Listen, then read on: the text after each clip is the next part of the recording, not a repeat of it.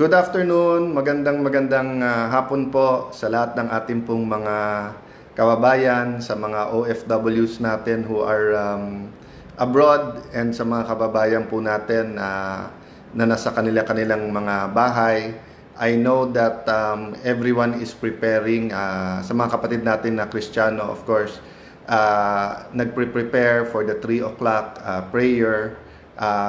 Yung iba po have started na since Palm Sunday, and I remember growing up na ang lolo't lola ko talagang sinasabi from 3 o'clock, no, time for prayer.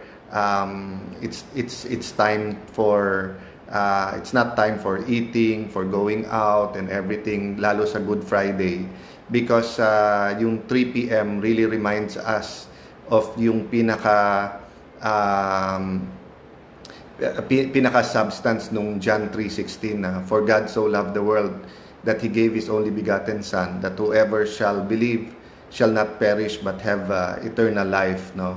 So, una-una binabati ko lahat ng ating kababayan, no, from Luzon, Visayas, Mindanao, mga kapatid natin Muslim, Assalamualaikum. It's also a holy period for them when they go into Ramadan, and ako marami akong natutunan dito sa Maharlika Village during the period of Ramadan. And I'd like to share lang siguro for 10-15 minutes bago sa 3 o'clock some of the thoughts or some of the things that I've been discerning while in prayer, while thinking, while talking to my wife Lani during this period nung enhanced quarantine, no?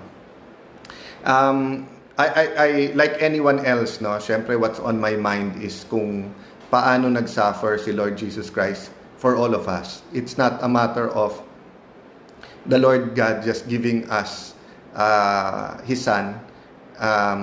It's not like any other kind of leader, political leaders, business leaders, religious leaders na parang, oh, I'm offering you my son, or I'm offering you my daughter, or siya na magte-take over o siya tutulong sa inyo. Hindi po, no? He gave His only begotten Son, 'di ba, to be insulted, to be whipped, to be mocked, and then to die on the cross, no? Everyone was expecting at that time sa mga Hudyo a military savior, a strong leader that will conquer the oppressors ng Jewish people. But ang dumating po is a very humble, but I can say Savior with perfect love. So I was thinking of talking about the suffering, but I'm sure that's on your mind, especially at 3 p.m. today. So ang pumasok po talaga sa mind ko is about yung washing of the feet, no? And dun po sa inyo na mga nagsisimula pa lang sa paninilbihan, sa inyong mga village, sa inyong barangay, mga first term natin na kongresista, ang daming mga bata, ang dami po natin mga mayor ngayon na na are in their 20s. Usually at this period, no, or this pag Holy Week, either the bishop or yung parish priest or yung pong head ng pastoral movement sa lugar nila would say na can you join us, di ba, iba't ibang activities, at isa doon yung sa paghugas ng paa, which is to commemorate or to remember when the Lord Jesus Christ chose to wash the feet ng mga apostles, no? So it is one very powerful act, not just a symbol, hindi lang po simbolo kasi ginawa talaga ng paghugas ng paa ng apostles. So saan ka nakakita na general ka, ikaw maghugas ng paa ng sarhento, o ikaw po ay congressman, o ikaw ay governor, hugasan mo ang paa ng isang kagawad, no? So makikita po natin that in serving people, the Lord Jesus Christ showed us the right attitude. But my insights there is it in direct conflict of human nature, no? I think from childhood, hindi naman tayo tinuturuan ng master and servant, kasi yung concept of master and concept ng senyorito, concept ng 'di ba, na meron kang caste system, matagal po natin tinapon yon, and we all know that it's wrong. Pero yung concept na may boss at meron pong empleyado, o may boss at may servant, hindi po nawala sa ating lipunan yon. In fact,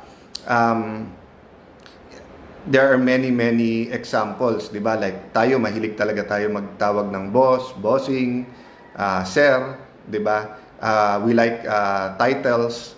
I remember yung kwento nung dati naming mayor na pagka sumasakay siya ng taxi at tinanong niya, Brad, sino ka? Imbis na sabihin niya ako si Pedro, or ako si Juan, or 'di ba, ako si Monico, ang sasagot niya driver lang, boss, 'di ba?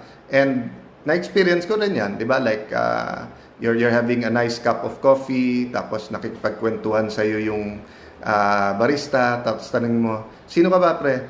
Tapos imbis na sabihin niya 'di ba, na si Francis ako, o kaya si Lino ako, ang sasabihin niya, barista lang po ako dito, sir, 'di ba? So yung identity 'di ba? Unlike in Europe and the US, for example, pag tinanong mo, who are you? Sasagutin ka niya, 'di ba, na kung sino ka.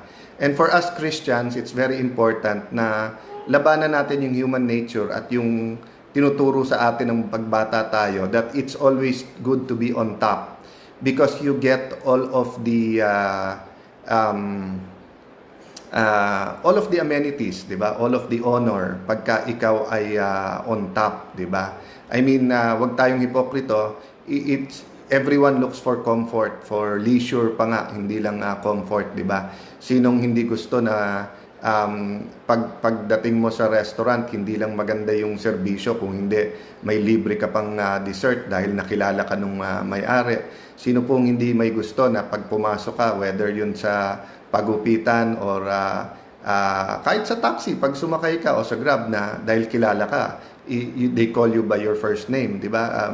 Many places that I go to, kung hindi speakers or Alan, di ba? Kaya sinasabi ko, ASC na lang o Alan, or kung hindi nyo talaga kaya akong tawagin sa pangalan ko, Kuya, di ba? Kasi it's my way of reminding me that I should not give in to human nature na masarap maging bossing. Of course, there are positions of power like the president, no? He wants to be called mayor. Pero sa totoo lang, he's the president. So you're giving respect to the position. But I guess that's why mahal na mahal siya ng ating kababayan. Though no one's perfect, di ba? He shows talaga that leadership is about servant leadership, no?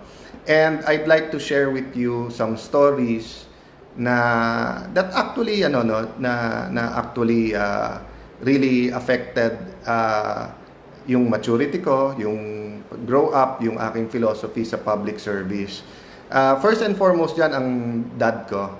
I remember every weekend, no, pag nasa bahay, sabihin niya, maggupit tayo ng damo, tapos itrim natin yung mga halaman.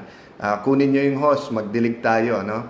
And every Sunday yon until natuto or bumalik siya sa pag-golf. Nung una kasi sumasakit ulo niya sa init ng araw. So, nasosolo namin siya buong araw, Sunday, no?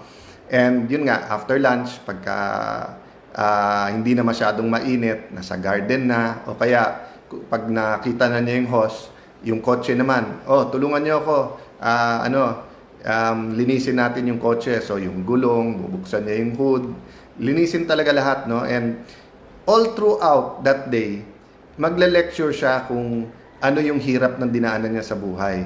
Nasabihin niya, alam mo, lahat ng trabaho nasubukan ko, naghatid ako ng pandesal, nag-driver ako, 'di ba? Nag-deliver ako ng dyaryo. So, he kept on pounding into our mind kahit na wala naman naglakas ng loob na magsabi na, Dad, 52 weeks sa isang taon. Every Sunday, yan din ang sinasabi mo, 'di ba? So, but somehow, I guess, by repeating the message, di ba, just like our president, nung paulit-ulit siya that it's crime, corruption, and drugs, di ba, pumasok sa isip natin, no? Parang it found its target, no? So, from an early age, yung paulit-ulit na pagtuturo ng dad ko, I remember in 1991, nung lumipat nga ako dito sa Bagumbayan, Taguig, and ang ginawa niya kasing style ng bahay dito, traditional bahay kubo. So yung may area under the kubo, 'di ba, na nilagyan niya ng konting parang kitchen, and then kwarto sa taas, tapos may malaking lanay, no? And since malaki yung lupa, it's 1,100 square meters. He bought it at 250 per square, no? Ang pangalan ng kalye namin Pasong Kalabaw. Pero ngayon dahil medyo social na, Paso lang ang tawag, Paso Street, no? So ang joke nga namin nung binili ng dad ko, it was a reasonable price at that time. Hindi maliit na pera 'yon, but ngayon isang paso na lang ang price, no? And hindi ko talaga makalimutan because when I was going to run for councilor, so nandiyan yung leader mo, 'di ba, yung barangay captain, nandiyan po yung mayor, and then nandiyan din po yung mga street leaders mo, block leaders, zone leaders. And 'di ba, tendency nating Pilipino, may separate mesa, may VIP table, and usually hinahanda namin sa second floor kasi kitang-kita mo yung Laguna Lake. And then napansin ng dad ko minsan, iba yung ulam dun sa second floor, iba yung ulam sa baba. Pinagalitan niya talaga kami lahat. Sabi niya, hindi pwedeng sa sarili mong bahay, may second class, may first class citizen. And, lalo kaming napagalitan nung sabihin, naiya kami dun sa bisita namin kay mayor o kay vice mayor. Sabi niya, ba't ka mahiya? 'Di ba? Mahiya ka sa taong nasa baba, 'di ba? We're all people. So, kung anong kaya mong isilbi sa kanila, kung sandwich, kung munggo, kung pansit, 'di ba? But it should be the same for everyone. So in a young age, 'di ba, ganyan ang pagpupukpok ng dad ko eh. But fast forward, so 1992, I became a municipal councilor pa, hindi pa city ang Taguig noon. And then in 1998, I was the youngest member of Congress, no, at 27 years old. So again, I thought of myself na hindi mayabang, well-grounded, di ba? Pinukpok ng dad ko sa isip ko yung pagiging humble, no? Pero at the same time, di ba, excited ka, di ba? Biglang everyone's calling you congressman, yung media, bigla kang pinapansin, di ba? Kahit sinong tawagan mo sa gobyerno, sinasagot ka bigla. Everyone calls you sir, di ba? So, during that time, may speakership fight pa at nangangampanya si dating Senate President, dating Speaker Manny Villar for Speaker. So, naimbitahan kami sa condo niya dyan sa Ortigas. Pagpasok ko po sa elevator, nakasama ko po isa sa naging idol ko din po, isang example, no? Very quiet but very substantive person, someone I think that a clan should remember and should be very proud of. Si former Congressman Allen Kimpo, no? And nasa elevator kami, tumingin siya sa floor. Pagtingin niya sa floor, nakita niya yung cigarette butt, yung upos po ng sigarilyo, yung filter na, yung halos ubos na siya, ubos na yung puti sa sigarilyo, so nandun na siya sa brown part, di ba?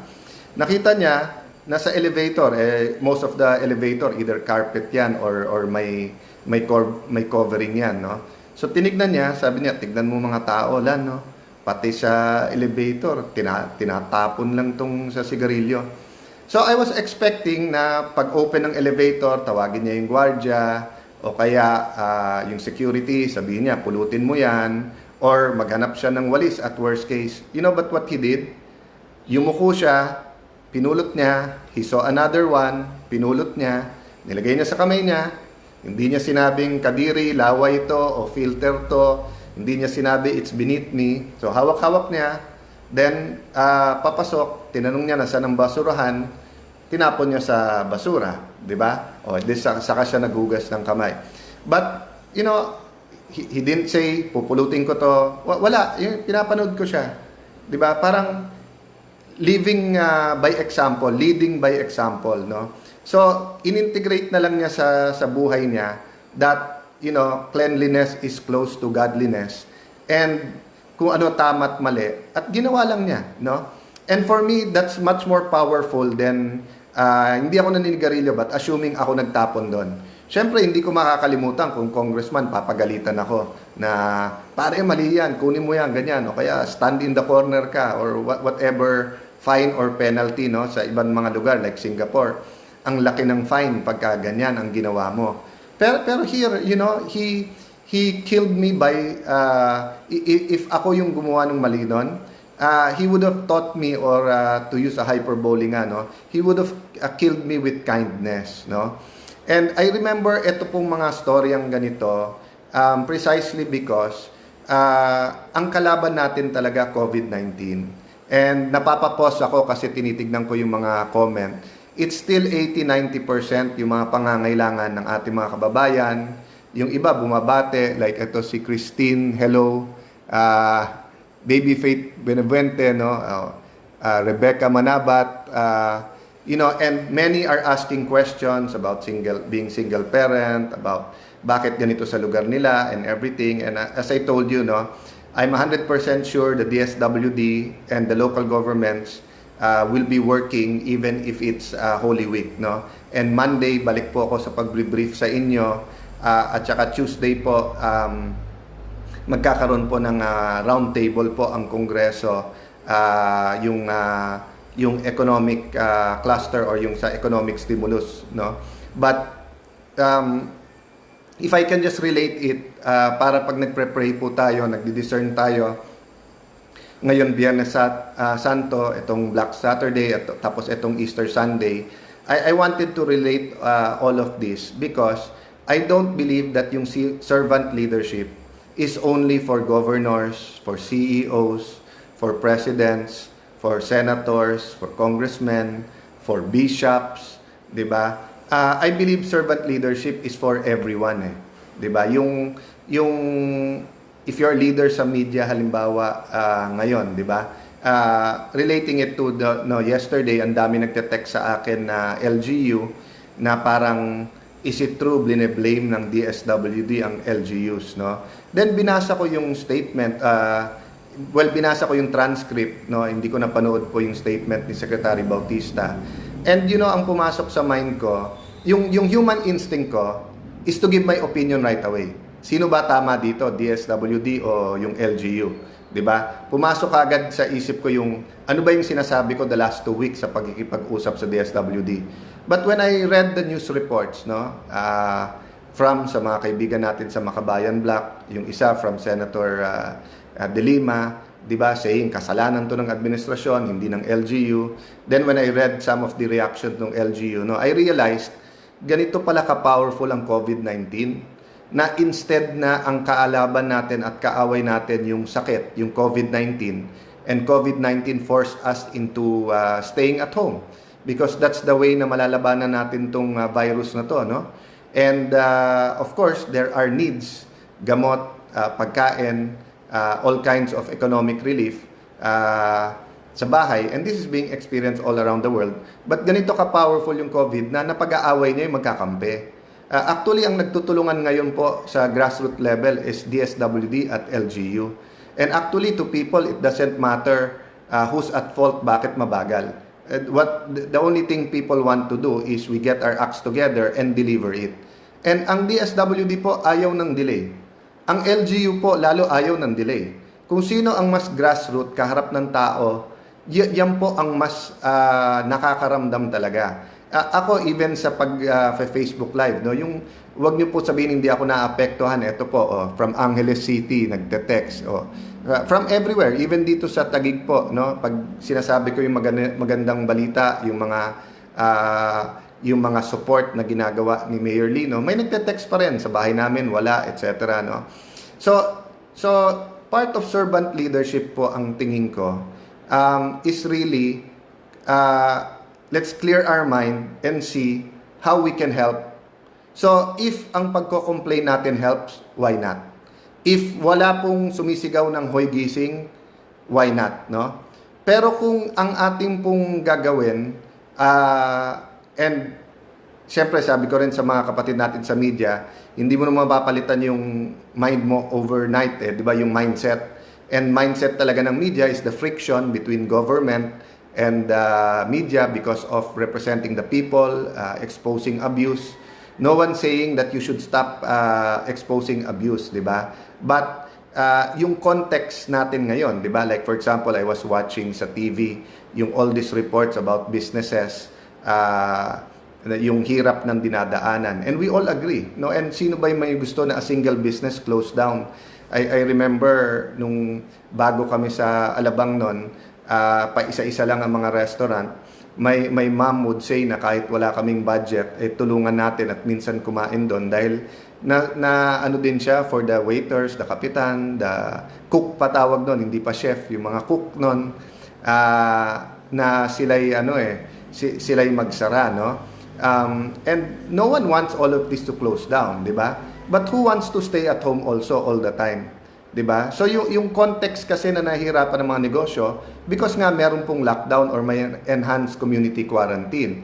And hindi naman gusto ng gobyerno na any business go down. So definitely may parating na tulong, no? And next week I think that will be the focus of discussion not only of the economic team, not only of members of Congress, but also of the businessmen and yung sector sa micro, small and medium enterprise. But ang point ko in saying this is it's part of our servant leadership, no? It's part about what can we do.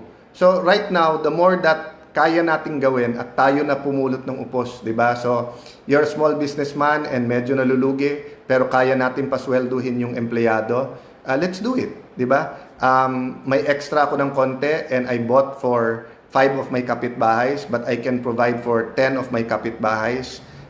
Why not, no? So I'm not saying po that the government should not do its job. We should hold government to the highest standards. What I'm saying is we have to fight our basic instincts, 'di ba, of finding someone to blame. Ang reality po, it's COVID versus us. Tayo lahat magkakasama dito versus the new corona virus. Madalas kong marinig na ang calamities brings out the best and the worst in us, 'di ba? So, wag niyo muna tignan yung the best kasi that will come out naturally. Tignan niyo po the worst. And yun po ang suggestion ko rin, even sa sarili ko, that after this Holy Week, pag nag-comment ako, is it helping or not? And can I comment in trying to explain both sides rather than saying tama to, mali to, 'di ba? Because the COVID-19 will create so many sides, no? And again, I really believe it's a test. I don't believe the Lord wishes calamities. The Lord has good plans for us. Jeremiah 29:11, plans to prosper us and not to harm us. But our actions, 'di ba? Yung sabi nga nila, yung how we've been treating nature, no? Causes some of these viruses. But it's always a test, no? The Lord can take this away. He will take it away in His right time and teach us lessons here. So the question, will we learn these lessons?